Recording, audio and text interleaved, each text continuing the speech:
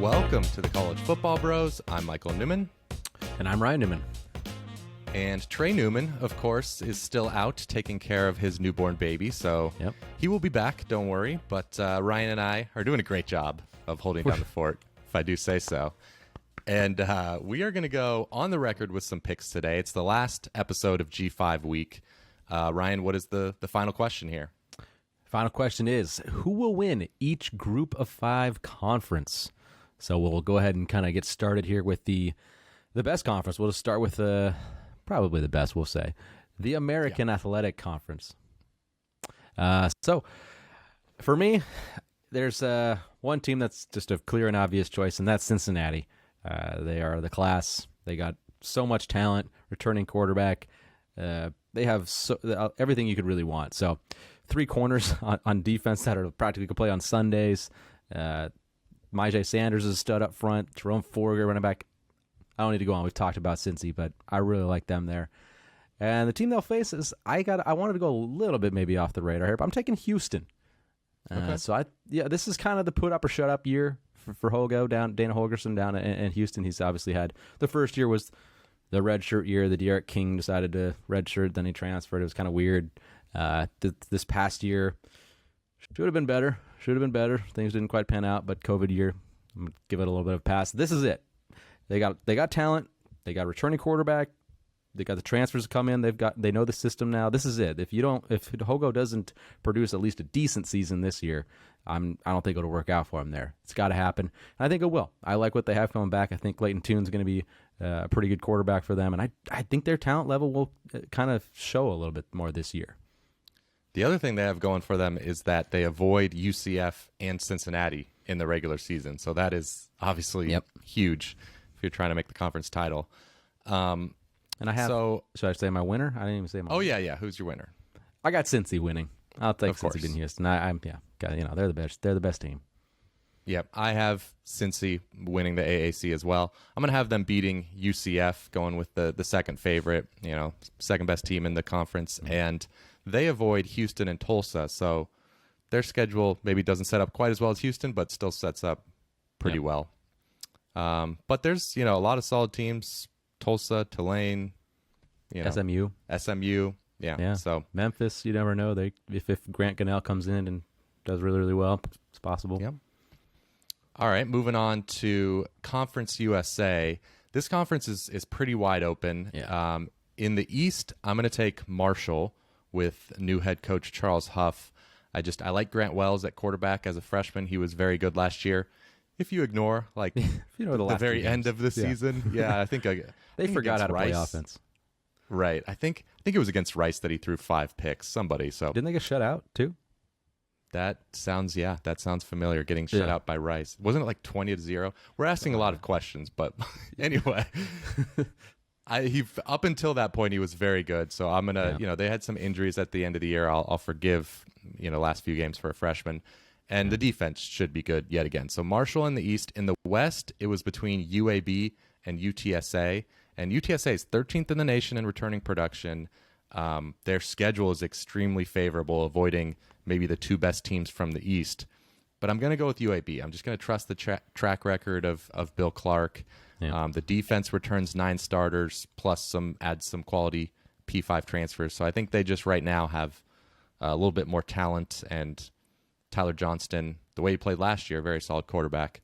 In the championship game, give me UAB. I just like the continuity of the coaching staff. Yeah.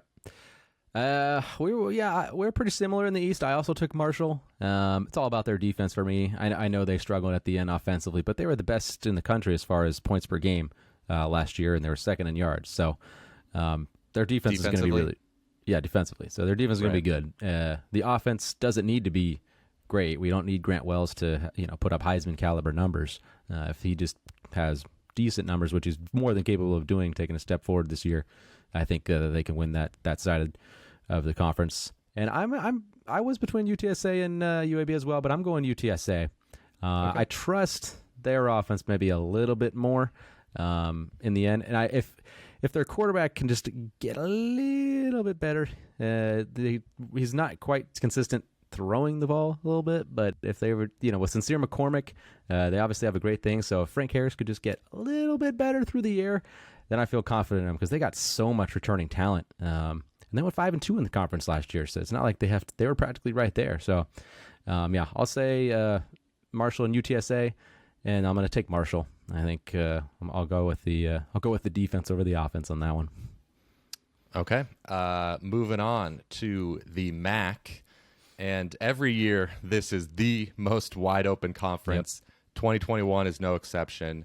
The MAC West is a total crapshoot. I am going to take Toledo. They are number 1 in the country in returning production. It'll be year 2 for both of their coordinators. They're just very solid on both sides of the ball. And the tiebreaker for me was that because it was so close with Ball State, Western Michigan, Central Michigan. But Toledo draws Akron and Bowling Green from the other division, the 2 worst teams. Definitely. So that's big for the schedule. So Toledo is going to take on, from the MAC East, I'm going against Buffalo with Lance Leopold leaving for Kansas, taking a few key players with him.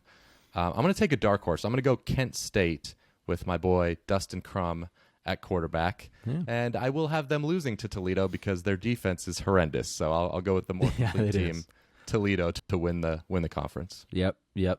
I also have Toledo. I do think they went 4-2 last year, and both their losses were super close, like 3 points. And they return everybody. They did lose their quarterback, but he kind of played like half the year anyways.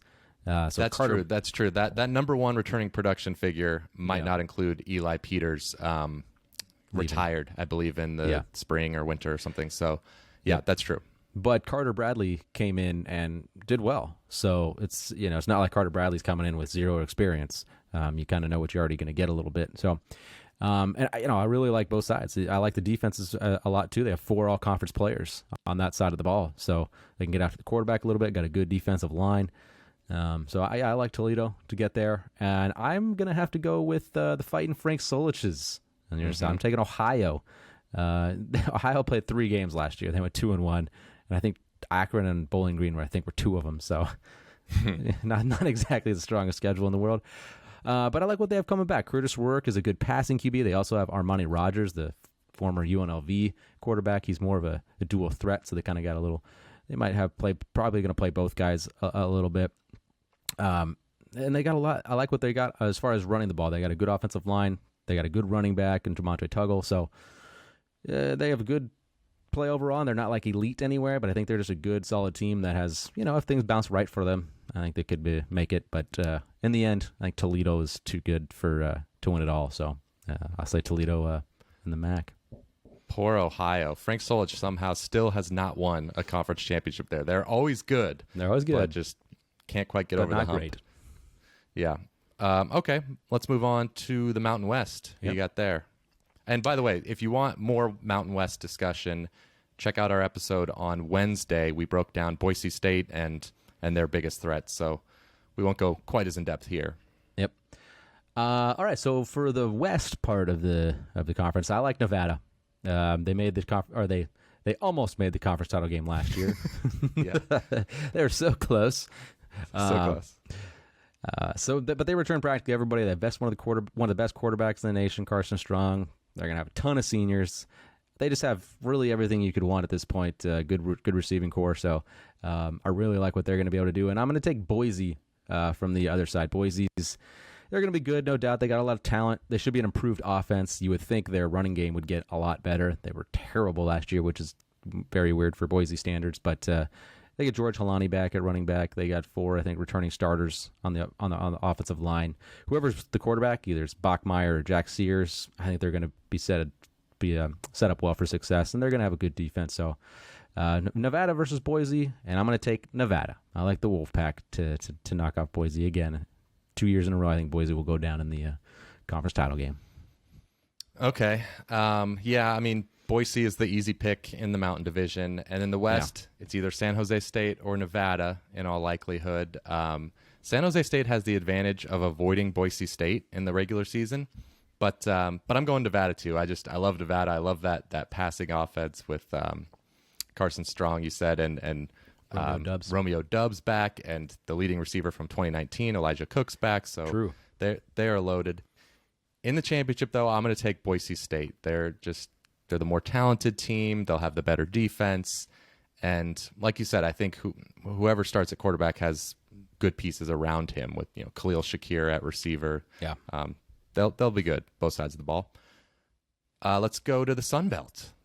The Sun Belt. This is we also broke down this conference in our Coastal Carolina episode on Tuesday, so check that out. Yeah, this is to me. These are one side is easy, Coastal. I think Coastal's gonna knock that one out. I don't know about easy. No, I mixed that up. Okay. Louisiana was the easy one. You're right. Sorry, Louisiana, because they don't have App State with them in that side of their division. So, I have the rematch. I have Louisiana and Coastal. Mm-hmm. Although the game didn't actually get played, but the rematch of a game that didn't happen. Yeah, well, it happened in the regular season. Happened in the regular season. Was supposed to happen in the championship. They didn't play. Anywho, I think they'll get it to each other this year. They're the two clear best teams. App State's going to be good. There's some other good teams in there. Last year this game was a 3-point game. It's at Coastal, but give them on the neutral field. I just feel, the reason why I'm going with Louisiana over Coastal, one is I think they're more of a surefire lock to make the title game, but two, I just trust Louisiana maybe a little bit more on the consistency front. They've had multiple good seasons, and they have proven playmakers for multiple years that are there. Coastal, I love them. They're great. They should be really good. I mean, they got some bounces last year, so maybe not quite going to get that this year. But I'm going to take Louisiana over Coastal and the Sun Belt. That was perfect. I have nothing to add. I am taking Louisiana over Coastal as well. So let's show the YouTube audience. We've gone through all the G5 conferences here. Let's show them our picks. Yep. But if you had to take one longer shot in any of these conferences, who would you take, Ryan? It was tough. There was a couple here, but I'm gonna lean towards one here, away from the team that I think you're gonna take. I'm gonna say Louisiana Tech. They went 4-2 in conference last year, and they had some quality transfers. This is going to be a talented roster for Skip Holtz. They got a good quarterback in Luke Anthony. I think he can take another step forward this year. And they're kind of always a good program. So I think in the Conference USA, they always have a good shot. So I don't think would be too far-fetched for Louisiana Tech to make it up there. It's in the Conference USA. Well, who do you think I'm going to take? Wyoming. Oh, no. Oh. But no, I like Boise in the mountain. Yeah. But right. I thought about Western Kentucky in Conference USA because they added Houston Baptist's, offensive coordinator, quarterback, a couple receivers. So pair that. Hopefully and Houston Baptist, I know it sounds crazy, but they were a really, really good offense in FCS, even, played a couple P5 opponents and showed their stuff. So if you pair a good offense with, they've had a good defense, maybe they've got a shot there. Yeah. But if we're talking a super long shot, SMU is 25-1 in the AAC, and they're loaded with skill talent on offense. Yeah. So if Tanner Mordecai or he's the transfer from OU at quarterback or whoever starts there is good, then I think the offense can be great. And they add Jim Leavitt as defensive coordinator, and he is known for, quick fixes on that side of the ball. So if he can make that defense decent, then, maybe they got a puncher's chance. The schedule is brutal in conference, so I wasn't brave enough to go for it, but watch out for the Mustangs. I like that one. You never know. Yeah, they definitely have that skill talent, man. Okay, Ryan, last question here of the entire G5 week. Who's going to be the G5 representative in the New Year's Six? I got to go Cincy.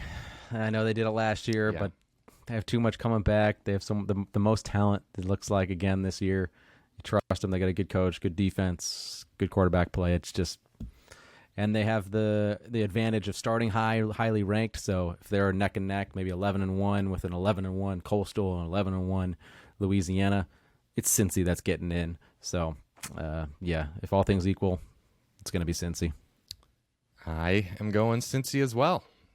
Okay. Let us know in the comments your picks for any of these conferences that you feel confident about, or just whatever your favorite conference is. Also, let us know any teams that we didn't address in G5 week. Of course, we weren't able to get to everybody, but tried to get to as many as we could.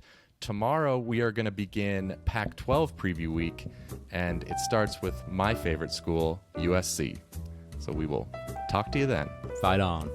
You've been watching the College Football Bros. Be sure to subscribe here on YouTube and in your podcast app for college football content all year round. For bonus episodes and access to our Discord chat, join our Patreon at patreon.com/collegefootballbros. Thanks for watching.